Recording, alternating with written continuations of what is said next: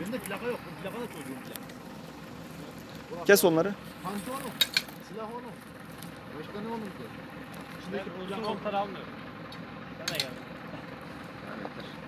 Yeter yeter. Doğru söylüyorsun. Tamam. Hadi görüşürüz. Yani sağ olsun.